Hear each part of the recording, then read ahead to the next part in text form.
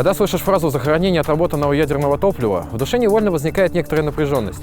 Ведь мы живем в стране, где на экологию зачастую обращают внимание в последнюю очередь. Да и громкие аварии в атомной индустрии прошлых лет тоже не забыты. У дороги в зеленой зоне района Замоскворечья. Прямо в Чернобыльской зоне отчуждения началось строительство хранилища. В этот могильник Clothing used in the nuclear industry. The video shows Hanford workers violating state and federal law. Even more opposition. Thousands of gallons of highly radioactive chemicals. Но и огромное количество твердых и жидких радиоактивных отходов. По факту загрязнения окружающей среды производственным объединением «Маяк». Das bedeutete damals in den 60er Jahren. Снова всплыла тема ядерного могильника в Сосновом Бору. Было обнаружено затопленное мафией судно «Кунский» с радиоактивными отходами. Хранят опасные ядерные отходы прямо на улице. И вот уже в воображении текут зловонные зеленые радиоактивные реки. Но на самом деле все намного лучше, чем можно подумать. Меня очень сильно подмывает начать скорее вам показывать, что же будет дальше, как работает с отработанным ядерным топливом, но прежде нужно пробежаться по теории, иначе просто вы ничего не поймете. Я постараюсь быть предельно краток.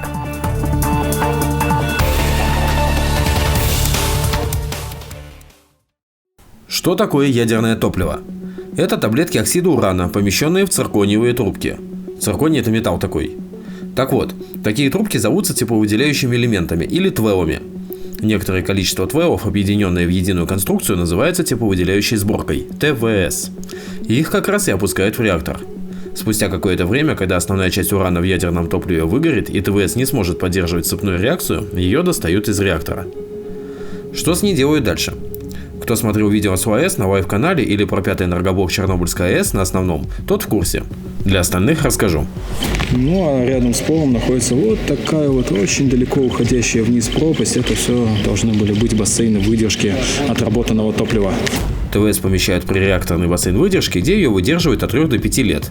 За это время активность сборки уменьшается и заодно ее саморазогрев тоже. Да-да, сборка разогревается. Это вам не угольки из костра таскать, которые через минуту затухнут. Сборочки греются и фонят мамма мия. Вы спросите, а свежие сборки разве не фонят? Да, они тоже фонят, но очень слабо. Дело в том, что эти сборки состоят, как я уже сказал ранее, из урана. Уран имеет очень большой длительный период полураспада. Соответственно, в единицу времени распадается довольно малое количество этих самых атомов.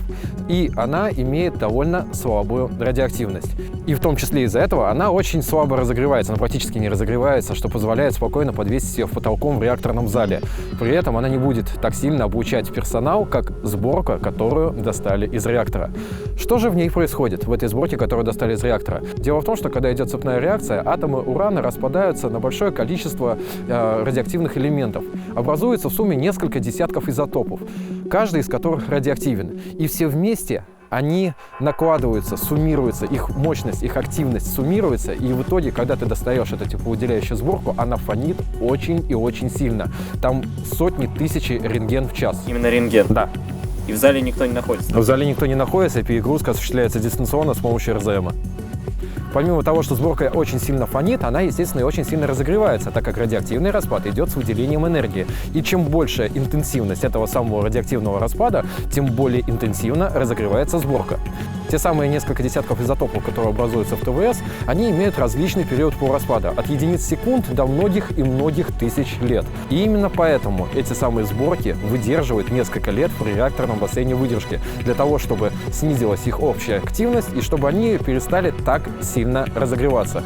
Но по прошествии 3-5 лет все равно сборка очень сильно фонит, так как в ней остается еще значительное количество радионуклидов.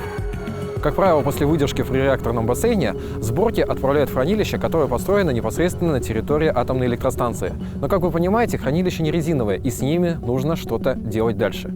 И тут мы подходим к главной теме моего повествования.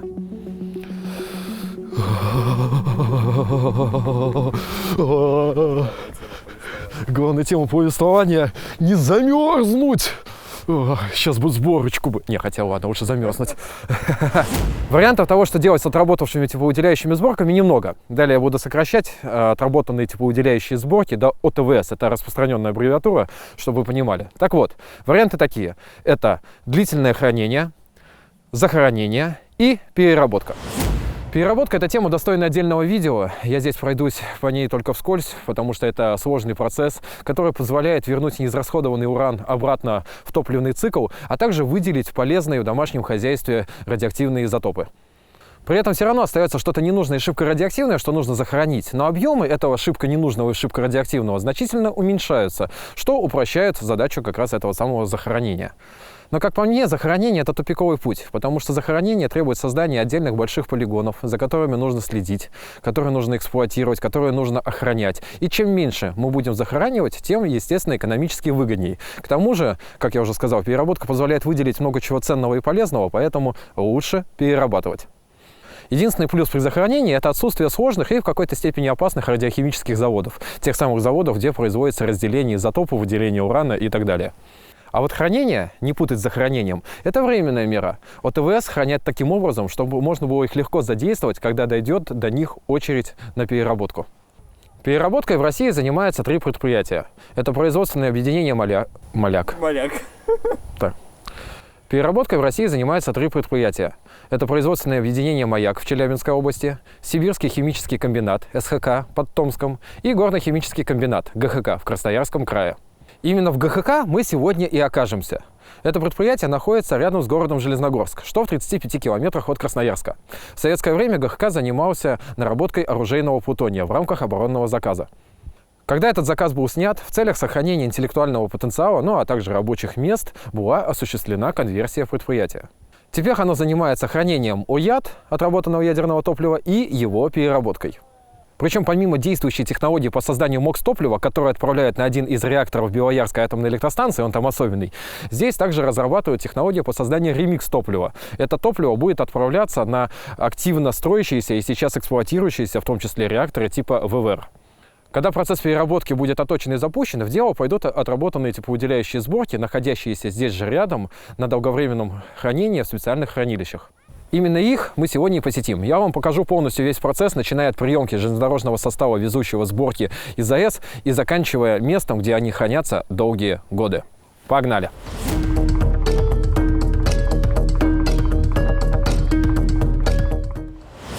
В Железногорск я приехал в составе блок-тура.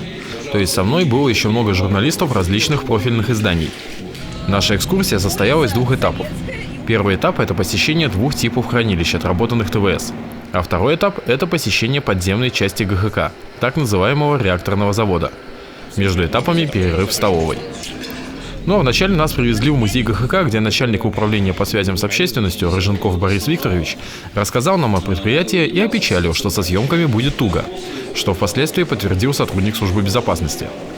Значит, сегодня мы с вами посетим 2 наших объекта, 2 подразделения, которые являются режимными подразделениями, категорированными.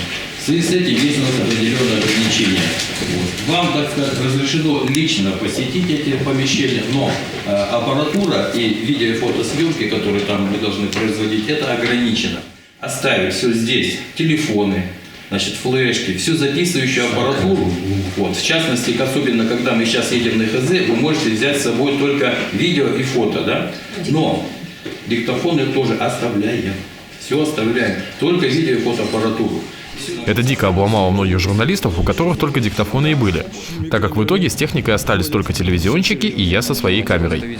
Повезло мне несказанно, конечно. Ну и вам тоже. То есть, а как нам потом писать материал? Бумага, ручка, как в старые добрые времена. Как нам объяснили, поэтому... Сдав вещи, мы погрузились в микроавтобусы и поехали к цеху номер 2 изотопно-химического завода, где находится водоохлаждаемое или на жаргоне мокрое хранилище ОТВС.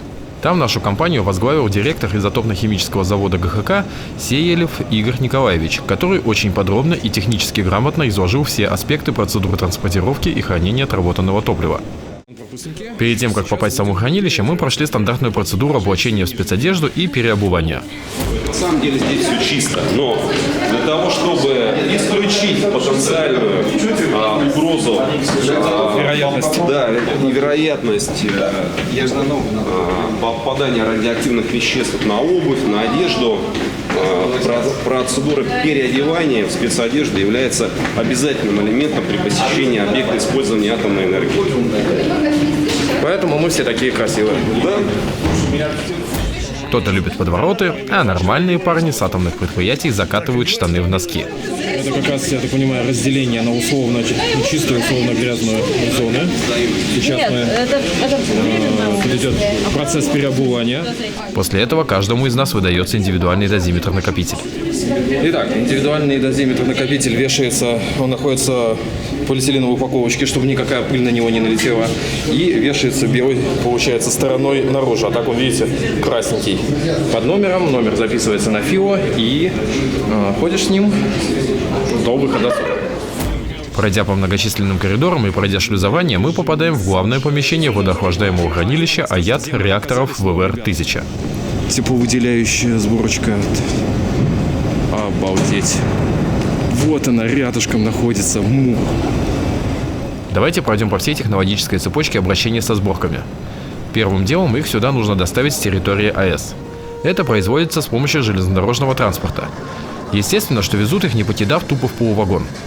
Перевозка от ВС осуществляется в контейнерах, каждый из которых грузится на специальный железнодорожный транспортер. В контейнер, который еще называется ТУК, транспортный упаковочный комплект, помещается 12 сборок. ТУК выполнен из нержавейки и обеспечивает защиту персонала и населения от летящей от сборок радиоактивной бяки. ТУКи, они имеют безопасное исполнение, они сертифицированы в соответствии со всеми нормативами МАГАТЭ и Российской Федерации, обеспечивают устойчивость ко всем внешним воздействиям, в том числе обеспечивают безопасность при транспортировке этих сборок по железным дорогам Российской Федерации. На видео вы видите ТУК другого типа, только для 6 сборок. ТУК для 12 сборок больше диаметром, но суть та же. В те шестигранные отверстия помещаются ТВС. В данный ТУК вмещается 12 сборок, вот таких, как там на стенде. Данный ТУК, он изготовлен из нержавеющей стали и обеспечивает полную биологическую защиту и персонала, и населения при обращении с этим ТУКом. То есть, когда у нас тепловыделяющие сборки на атомной станции загружаются в контейнер, с наружной поверхности этого контейнера у нас полная биологическая защита, и поэтому при осуществлении транспортировки этого ТУКа по железным дорогам никакой опасности для населения, для персонала не возникает. Причем этот ТУК, он перед тем, как его сертифицировать и допустить в рейс, серия этих ТУКов, с ними была проведена определенная процедура сертификации испытаний. Эти ТУКи бросались с 9-метровой высоты, проводились различные эксперименты, и подтверждено, что при любых аварийных ситуациях в процессе транспортировки этих контейнеров по железным дорогам обеспечивается полная биологическая защита и полная работоспособность этой упаковки. После того, как ЖД-состав САЯТ прибывает в Железногорск, на территорию изотопно-химического завода его расцепляют и по одному вагону подают в отделение приема, где мы сейчас находимся. Далее топливо выгружают из ТУКа и помещают на хранение. Звучит просто, но, как в анекдоте, есть нюансы. Дело в том, что ТВСки спустя даже несколько лет хранения в прореакторном бассейне все равно продолжают разогреваться, хоть и не так интенсивно. Во время перевозки они никак не охлаждаются, и пока их довезут, успевают разогреться до 50-80 градусов. Максимально допустимая температура нагрева оболочки ТВЭЛа, при которой еще будут соблюдаться параметры безопасности, 350 градусов. И хоть 80 градусов почти в 4 раза меньше, но если резко опустить ТВС в холодную воду, то могут возникнуть механические деформации, что недопустимо. Поэтому первым делом необходимо аккуратно и не торопясь охладить привезенные сборки. Для этого ТУК с находящимися внутри сборками подцепляют краном, снимают его с ЖД-транспортера и перемещают в узел расхолаживания. Это отдельное помещение под полом, куда устанавливают ТУК. К ТУКу по специальным трубопроводам подводится вода охлаждающая, и со скоростью 1 сантиметр в минуту у нас эта вода заполняет внутреннюю полость контейнера, для того, чтобы в течение определенного периода времени обеспечить спад температуры внутри этого контейнера. И сборки, которые находятся внутри контейнера, в пределах временного интервала примерно от 3 до 5 часов, они охлаждаются до температуры порядка, где-то около 30 градусов. Когда это произошло, у нас происходит обратная операция. Вода из контейнера сливается с такой же скоростью. И важно подчеркнуть, что эта вода, она у нас после этого не выбрасывается никуда. Она у нас идет сразу на схему очистки, закольцовывается и потом обратно идет технологический процесс. То есть у нас тут технологический круговорот технической воды, и у нас никаких сбросов и поступления вот этой воды в окружающую среду, в гидросеть не происходит. Итак, сборки внутри тука охлаждены. Можно с ними работать дальше. Тук поднимают и перемещают в узел перегрузки. Это бетонный отсек глубиной более 8 метров, заполненный водой. Важно отметить, что теперь все операции будут идти только под водой. Так вот, тук опущен в камеру и нужно извлечь из него сборки. Для этого нужно снять крышку, прикрученную на много болтов. Откручиваются автоматически или водолазы? Водолазов никаких нет. Есть специальные установки, которые позволяют в автоматическом режиме это все откручивать и извлекать. Когда крышка отболчена и снята, можно доставать сборки. Для этого с правой стороны по специальному коридору также под водой подводят чехол хранения, рассчитанный на 20 сборок. Из тука с помощью крана и специальной траверсы последовательно достают сборку за сборкой и помещают их в чехол хранения, пока полностью не разгрузят тук. После этого его достают из узла перегрузки и отправляют на дезактивацию. Сам тук, после того, как сборки выгружены, он поднимается наверх, и вот здесь у нас находится технологический передел по дезактивации. Да. Это глубокий отсек, и вот он предназначен, видно, да, вот отсюда, да, вот обратите внимание, видите, там как бы вот емкость, да, вот, значит, вот там одна с крышкой, а вот там одна без крышки. Значит, это вот две емкости, которые предназначены для того, чтобы тук туда опустить, и далее с ним проводятся операции по его дезактивации. После того, как тук полностью дезактивирован, до норм, которые позволяют транспортировать этот контейнер по железным дорогам общего пользования, этот тук обратно устанавливается в железнодорожный транспортер, и далее транспортер с туком готов для транспортировки на следующую атомную станцию. Цикл тука завершен. Цикл тука завершен. А что же чехол хранения? После его заполнения он подцепляется к мостовому крану и перемещается в само хранилище. Все это, еще раз повторюсь, происходит под водой. Причем вот этот слой воды, он обеспечивает полную биологическую защиту, и при выполнении этих всех операций радиационная обстановка в зале, где мы сейчас находимся, она нормальная, никакой эвакуации персонала не требуется, персонал может находиться здесь без ограничений по времени. Как устроено само хранилище? Это помещение размером 36 на 240 метров, имеющее перекрытие, на котором мы стоим. Пространство под перекрытием поделено на 20 отсеков. Каждый отсек представляет собой бетонный модуль, в котором размещаются чехлы хранения со сборками. Общее количество сборок, которое можно разместить в хранилище, составляет более 8000. Более точная информация засекречена. Деление на отсеки позволяет изолировать каждый отсек от объема стального хранилища для проведения регламентных работ или же в случае нештатных ситуаций. Изоляция производится с помощью специальных шандор. Это металлоконструкция, хранящаяся в помещении хранилища, и при ее установке надежно закрывающая нужный отсек. Чехол хранения, подцепленный к крану, транспортируется к месту хранения по специальным направляющим, в обычное время закрытым крышками, чтобы туда грязь не летела, да и нога зазевавшегося работяги не попала. Чехол для хранения – это такая конструкция с трубами, с направляющей. Мы сегодня увидим это. Я прямо вот скрою отсек и покажу под водой, как происходит хранение сбора. Не переживайте, радиационная обстановка в норме, поэтому это все. Да-да-да, это вы все увидите. Значит, я хотел сказать буквально вот еще дополнительно, да, то есть чехол, загруженный этими сборками, видите, вот эти вот направляющие, да, вот они везде. Это как раз направляющие, которые предназначены для того, чтобы с помощью вот этого крана под водой по специальным направляющим перемещать вот эти чехлы и размещать в нужные отсеки. И вот, наконец, нам показали самое интересное – отработанные сборки. Прекрасно видно, как их головки торчат из отверстий в чехле хранения. Для сравнения показываю вам кадры видео, где и так все подписано. Свежие сборочки выглядят точно так же. А по поводу увиденных в хранилище ОТВС еще добавлю, что это весьма необычное ощущение – смотреть на те вещи, которые побывали в сердце ядерного реактора и даже больше рождали ту самую цепную реакцию, ради которой этот ядерный реактор создан. Скажу честно, я люблю купаться, но здесь бы я не хотел все-таки выкупаться. Сомнительное удовольствие. Вот, смотрите. Вода постоянно каким-то образом циркулирует? Безусловно, так же, как и здесь. То есть, естественно, что вода, которая находится внутри отсеков, да, она не стоит на месте.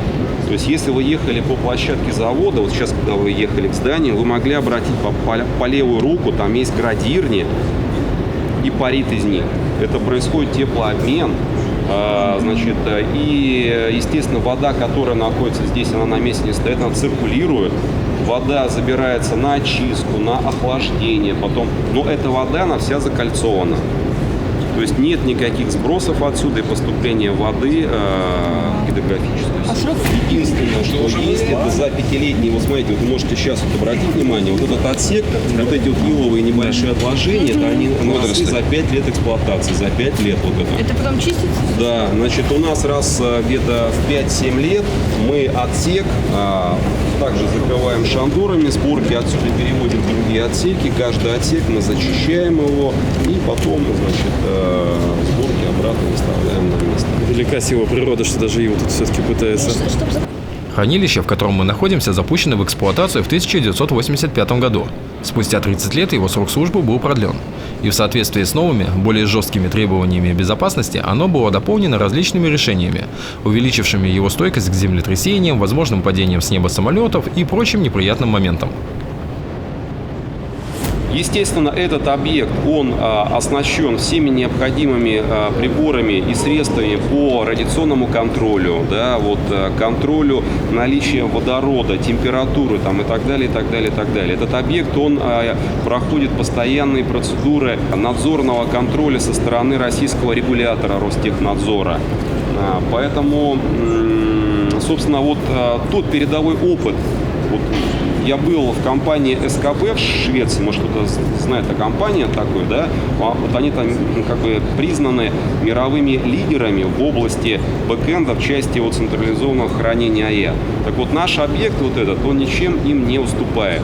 И вот те решения, которые у нас приняты, они в том числе только сейчас у себя начинают реализовывать. Они по такой же схеме, да, это все делают? По сути, да. Да. Еще раз кратко повторюсь. Сборки на АЭС помещают в туки. Туки грузят на ЖД-транспортеры и привозят сюда. По одному транспортеры загоняют в помещение хранилища, поднимают краном тук и помещают в узел расхолаживания, где охлаждают нагревшиеся за время транспортировки сборки. После расхолаживания тук помещают в узел перегрузки, где под водой из него достают сборки и помещают в чехол хранения. Пустой тук отправляют на дезактивацию, а чехол со сборками перемещают в один из 20 отсеков самого хранилища. После посещения мокрого хранилища мы перемещаемся в сторону сухого хранилища. Опять у нас обратный этап переодевания в нашу повседневную одежду идет. Поэтому движ. И главное во всем этом движе не забывать про то, что есть условно грязная, условно чистая зона. Второе хранилище, которое нам показали, другого типа. Оно сухое, то есть без использования воды. И предназначено для сборок с реакторов типа РБМК. Вот это здание, это как раз их два, это здание и рядом параллельно такое же здание, это комплекс сухих хранилищ отработавшего ядерного топлива реакторов РБМК. Мы сейчас туда внутрь сходим. По своей структуре, по компоновке, по сути, это здание аналогично сухому хранилищу ВВР, поэтому мы сейчас пройдемся по РБМК, но аналогия будет и по ВВР абсолютно, да. И как раз там технически я покажу, в чем, собственно, основная идея сухого хранилища АЭ. То есть, по сути, это просто шаг вперед в части безопасности. То есть, вот эти объекты, они позволяют долговременно и безопасно хранить АЭ на срок не менее 100 лет. Коллеги, идемте. Вау. Итак, следующие переодевашки. После того, как переоделись, можно даже проконтролировать самому себя. Классные такие приборы. Оказавшись внутри, я был поражен его технической идеальностью. Наверное, этому способствовала светлая окраска полов и стен и контрастирующая с ними окраска различных агрегатов и конструкций. Я почувствовал себя героем зарубежных фильмов, которые работают в вылизанных лабораториях. Весьма необычное ощущение, особенно после многочисленных виденных мной ржавых и искалеченных заброшек. Вспомнить ту же подземную лабораторию. День и ночь. Мы ждем, пока остальные переоденутся, и сейчас, конечно, пока есть возможность снять некоторые перебивочки. Конечно, монтировать это видео будет весело, так как придется перелопачивать всю сказанную нам информацию, писать собственные тексты, и потом уже использовать то, что я подсниму вот в эти краткие моменты, пока не ведется какого-то детального рассказа о том, что здесь находится, и о том, что здесь вообще происходит. Сложненько, но интересно. Итак, Отличие этого хранилища от предыдущего два. В типе отработанного топлива, оно идет с РБМК, а не с ВВР, и оно сухое, а не мокрое. Перед тем, как я расскажу и покажу технологию работы с ОТВС, необходимо вам рассказать про отличие сборок РБМК от сборок ВВР. Сборку ВВР я вам показал на демонстрационном стенде в мокром хранилище. Это почти 4,5-метровая конструкция, содержащая 312 твелов. Толстенькая весьма. Сборка РБМК выглядит иначе. Она тоньше и длиннее. Состоит из двух пучков твел, соединенных перемычкой. Количество твелов в каждом пучке 18. Длина всей конструкции 10 метров. Именно ее и загружают в реактор. После выемки из реактора ТВС также выдерживается в реакторном бассейне, а после отправляется в отделение разделки. Такую сборку, когда ты вытаскиваешь ее из реактора, да, транспортировать вот 10-метровую конструкцию, да, ну это было бы очень проблематично и сложно. Поэтому там в камерах происходит рез этой сборки пополам. Причем, смотрите, еще раз говорю, твелы сами не затрагиваются. То есть каждый пучок твел, он наделен друг от друга специальной металлической перемычкой. То есть у нас герметичность твел не теряется. И у нас в итоге из одной сборки образуется два пучка твел. После этого там же каждый пучок твелов размещается в специальную ампулу, изготовленную из нержавеющей стали. Как раз такую ампулу вы видите в видео.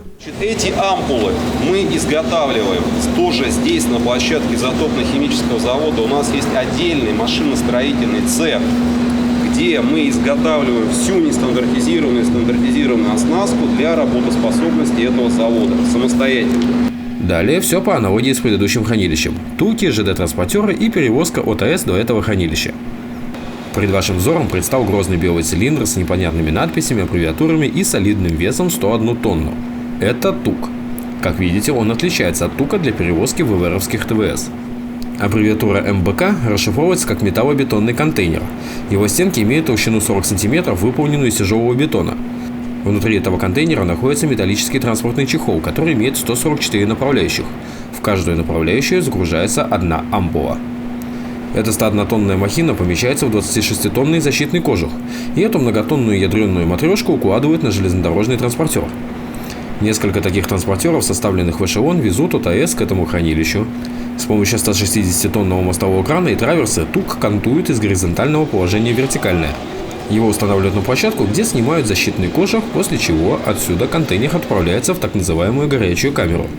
Горячая она не потому, что там печки-буржуйки, а потому, что там работают непосредственно с самими ТВС, которые сильно фонят. В этой горячей камере из контейнера достают ампулы и устанавливают их в пеналы. Пенал выполнен из нержавеющей стали и имеет 31 посадочное место, в каждое из которых помещается одна ампула с пучком твелов. После заполнения пенала он закрывается крышкой. Для того, чтобы создать в пенале так называемую инертную среду, которая обеспечивает долговременное безопасное хранение АЯ, пенал заваривается, вакуумируется и туда закачивается азотно-гелевая смесь. Для того, чтобы создать внутри пенала инертную среду, которая исключает различные повреждающих повреждения на оболочках твела. Далее пенал подается из горячей камеры в зал хранения. Он представляет 11 бетонных отсеков. На видео видно, как они отделены синими линиями. В каждом отсеке находятся гнезда, круглые такие, их также прекрасно видно. В каждое гнездо вставляется два пенала. Каким образом происходит? Значит, вот смотрите, вот она, значит, у нас разгрузочно-загрузочная машина. На РЗМ очень похоже. Да, РЗМ. Значит, эта РЗМ, она имеет так называемый револьверный механизм. То есть, что это означает? Да, то есть, на координату на нужную, куда нужно загрузить АЯ. РЗМ подъезжает. Значит, вот здесь внизу находится защитная метровая пробка. Значит, РЗМ, прежде чем подъехать сюда с камеры, где я сказал, с горячей, у нас загруженный пенал, подается один пенал, револьверный механизм проворачивается, вот там есть внизу гнездо по выдаче, вот сюда не видно. Потом подается еще один пенал, проворачивается механизм, РЗМ подъезжает на гнездо, защитная пробка втягивается в РЗМ, револьверный механизм проворачивается, устанавливается один пенал, проворачивается, устанавливается еще один пенал, проворачивается, устанавливается защитная пробка. Далее это гнездо, опять же, заваривается, вакуумируется, заполняется азотом. И далее вот такая система, она хранится у нас. Нагрев сборок никто не отменял, и их охлаждение реализовано до безумного просто – воздухом за счет естественной тяги. Что мы видим на представленной нам схеме? Итак, мы находимся на перекрытии. Темный прямоугольник – это защитная пробка гнезда, под которым видны два пенала, один над другим. Воздух поступает с улицы, идет вниз под гнезда и, поднимаясь наверх, отнимает тепло от гнезд, в которых находятся пеналы со сборками, после чего поднимается наверх. Создается тяга, которая обеспечивает естественную циркуляцию воздуха. У несведущих может возникнуть предположение, что воздух же становится радиоактивным. Нет, это не так, так как прямого контакта воздуха с отработанным топливом нет. Основная суть отличия сухого хранилища от мокрого в безопасности. Согласитесь, что бетонная коробка, в которой охлаждение АЯТ идет воздухом, надежнее, чем огромные бассейны, за которыми надо приглядывать, чтобы течек не было, воду в которых нужно чистить и так далее. С сухими хранилищами рисков меньше, и ГХК идет по пути перевода всего долговременного хранения на сухой тип. Ну и естественно в разгаре работа по созданию технологий для производства нового ремикс-топлива. Когда ее запустят, все виденное нами хранящееся топливо пойдет на переработку. Так что остается только пожелать успехов специалистам этого предприятия. Вот посмотрите вот туда, вот это как раз строящееся здание, это опытно-демонстрационный центр по переработке АЯТ, то здание, о котором я говорил, которое на полное развитие должно быть построено в 2020 году, введено в эксплуатацию, и по производительности она будет позволять перерабатывать ежегодно до 250 тонн АЯТ в год с возможностью увеличения производительности до 400 тонн в год. Ну что ж, я надеюсь, вы теперь в курсе, как осуществляется долговременное хранение отработанных тепловыделяющих сборок. В следующем видео мы с вами посетим один из самых секретных заводов Российской Федерации, находящийся под горой, так называемый реакторный завод, где находится несколько атомных реакторов. Будут интересные и уникальные съемки. Так что оставайтесь. Спасибо вам за внимание. Увидимся в следующих роликах. С вами был МШ, а я пошел греться.